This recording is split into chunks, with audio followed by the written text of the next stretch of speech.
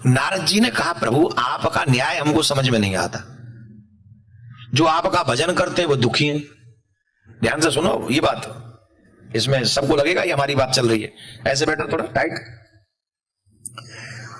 नारद जी ने कहा, प्रभु आपका न्याय हमें समझ में नहीं आता। जो आपका भजन करते हैं, पूजा पाठ करते हैं, वो तो दुखी हैं। और जो उल्टा सीधा काम करते हैं, कसीनो खेलते हैं, जुआ खेलते हैं, सारी रात जुआ खेलते हैं, सारे दिन पड़े रहते हैं, वो चकाचक मजे ले रहे हैं। उनकी गाड़ी भी बड़ी लंबी लंबी, मोबाइल भी वो ऊपर कवर भी सोने का मड़वा लेते। हमें आपका समझ में नहीं आ रहा, व्हाट हैपन दिस। भगवान बोले, डोंट वेरी, ये मेरा न्याय है। बोले कैसा न्याय है? बोले चलो हम तुम्हें दिखाते हैं न्याय। तो भगवान न्याय करने गए।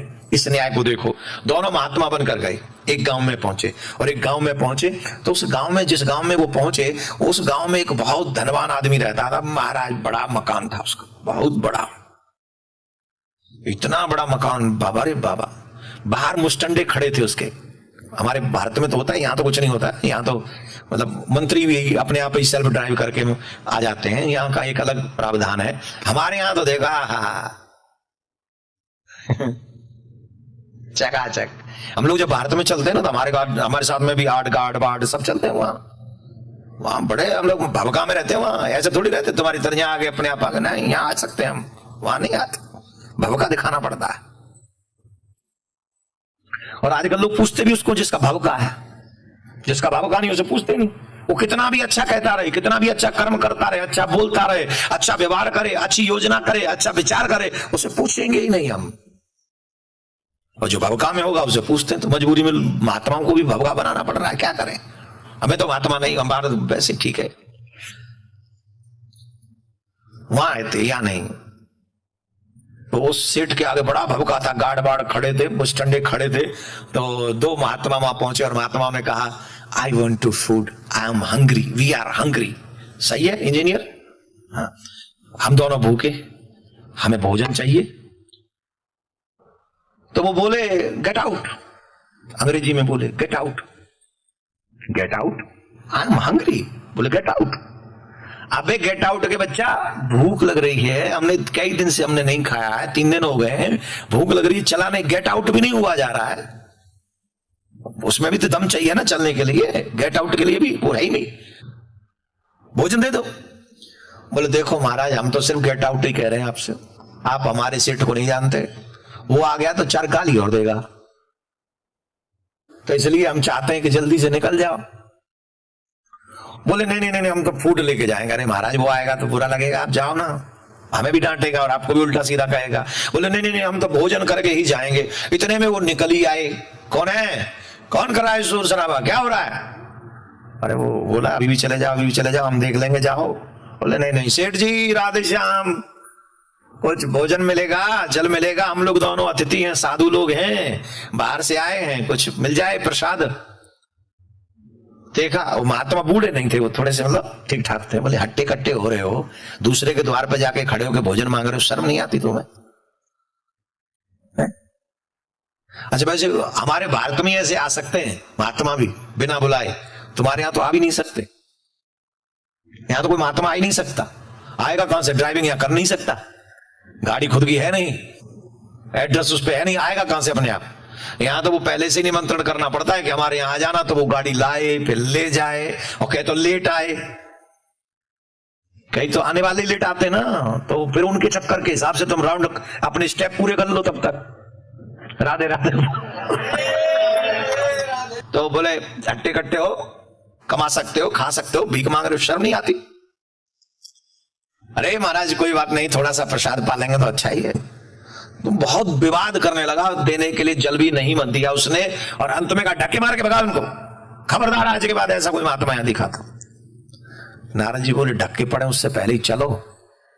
नारायण बोले चलते चलते चलते, इसने हमें भोजन नहीं दिया, हम भगवान से हम प्रार्थना करते हैं ईश्वर से तुम्हारी संपत्ति 100 गुना हो जाए।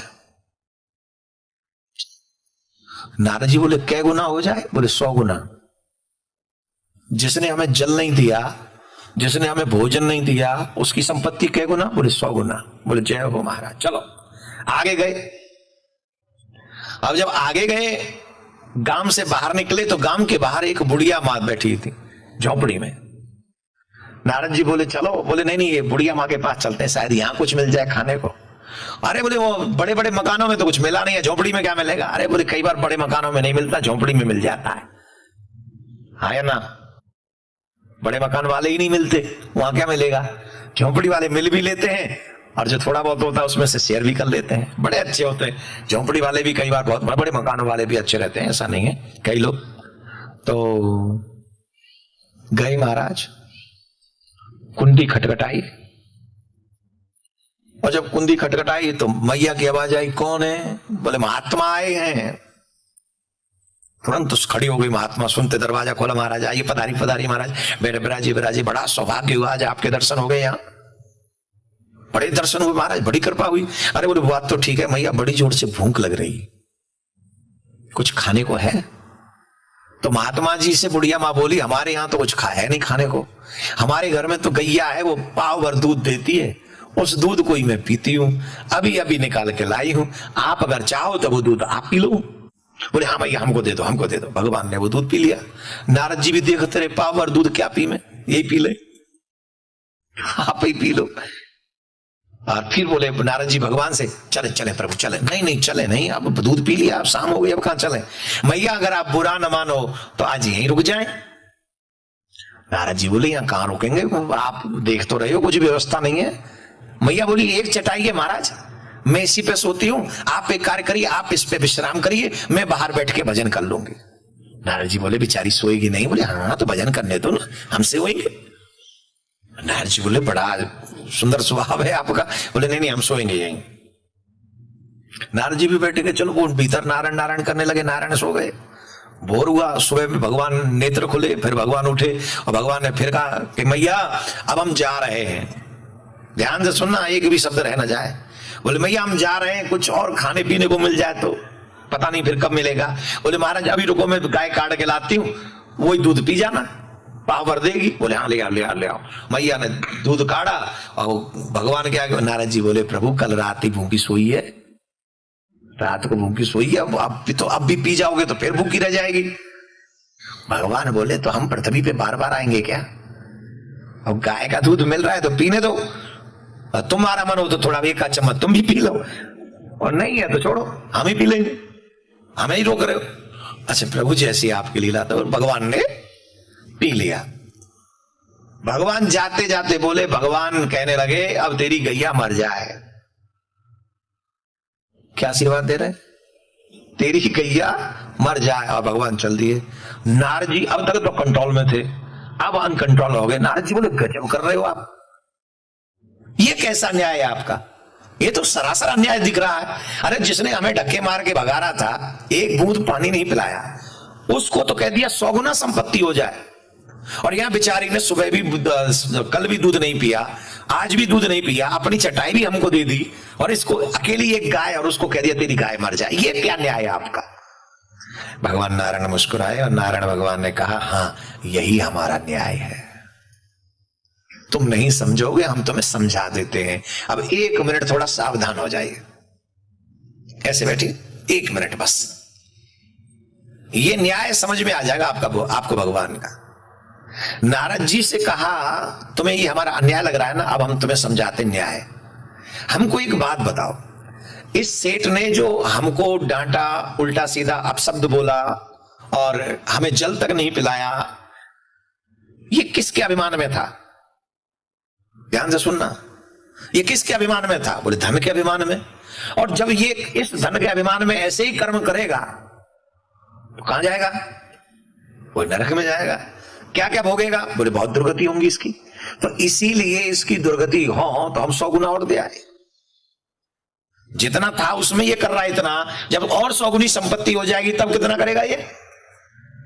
पर नहीं आ रही ना समझ में बात, ईमानदारी से बोलो आ रही है? जब पैसा बढ़ा तो दुर्गति, दुष्ट विचार बढ़े, कुबुद्धि बढ़ी तो वो गलत दिशाओं में जाने लगी और नरक के द्वार खोल दिए। इसलिए भगवान ने कहा मेरा न्याय है, जिस धन के अभिमान में इसने हमारा अपमान किया है, हमने और धन दे दिया, और कर हमारा अपमान तू, और ऐसे बुरे काम कर जिससे तू नरक के द्वार पे जा सके। और हाँ, जो साधु संत महात्मा गुरुजनों का अपमान करते हैं उनके लिए एक ही द्वार है, वो है नरक द्वार। कोई संशय नहीं इसमें, वो नरक ही जाने वाले हैं। उनको लगता है आप शब्द बोलकर, उनको लगता है छल करके, उनको लगता है कपट करके, उनको लगता है हम अपने गुरुजनों को, संत महात्माओं को आप शब्द बोल के बहुत बड़ी जंग जीत लेंगे। भगवान का न्याय देख लो, भगवान ने इसको कहा तुझे 100 गुनी संपत्ति मिले, किसके लिए? जाएगा नरक में यार तू, तेरी दुर्गति होगी। अब जो भक्त ये सोचते हैं कि हम भजन करते फिर हमारे साथ ऐसा क्यों कर रहे हैं, तो सुनो अब यहाँ न्याय भगवान का। नारद जी ने कहा फिर प्रभु चलो, उसकी तो बात समझ में आ गई, उसको आपने नरक में भेज दिया, पर एक बात समझ में नहीं आई। बोले क्या? इस बेचारी की गैया क्यों मार दी? इस पे तो एक ही साधन था भोजन का, और वो गैया भी आपने मार दी, ये क्यों मार दी? अरे बोले नारद तुम नहीं जानते, ये मैया कितनी अच्छी है, इसने स्वयं दूध नहीं पिया, हमको दूध पिलाया, स्वयं रात भर जगी रही और हमारे लिए स्वयं जागकर हमारे लिए चटाई बिछा दी, हमें सोने दिया, खुद स्वयं झोंपड़ी के बाहर आके बैठ गई, भजन करती रही, और फिर दोपहर का भी दूध हमको पिला दिया। तो ऐसी मैया का हम बुरा थोड़ी चाहेंगे? अरे बुरा नहीं चाहेंगे, पर उसकी तो गैया मार दी आपने। बोले हाँ मार दी, उसके पीछे भी कारण है। पूछो क्या? बोले क्या कारण है? बोले आज से 7वें दिन मैया का जीवन यात्रा पूरा होगा। भगवान तो जानते हैं, हम और आप नहीं जानते।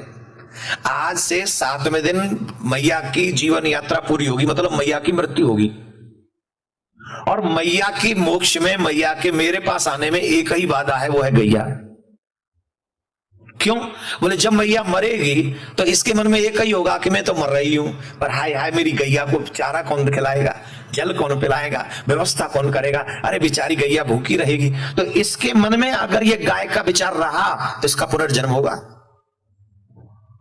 और अगर इसके जीवित रहते रहते ही गाय चली गई तो फिर इसका कोई बंधन नहीं रहेगा, मेरा स्मरण करते करते मेरे धाम के लिए चली आएगी। और नारद जी के नेत्रों में अश्रु आ गए, हाय हाय मेरे प्रभु, इस न्याय को कोई नहीं समझ सकता, इस न्याय को तो आप ही जानते हैं, और आप ही अपने भक्तों के लिए ऐसा अद्भुत न्याय कर सकते हैं।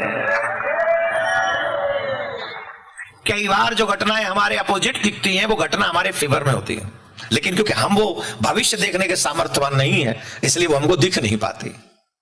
आप समझ रहे हैं? तो अगर आपके अगेंस्ट, आपके भजन के बाद भी कोई चीजें दिख रही हैं, don't take any tension, chanting the name of God,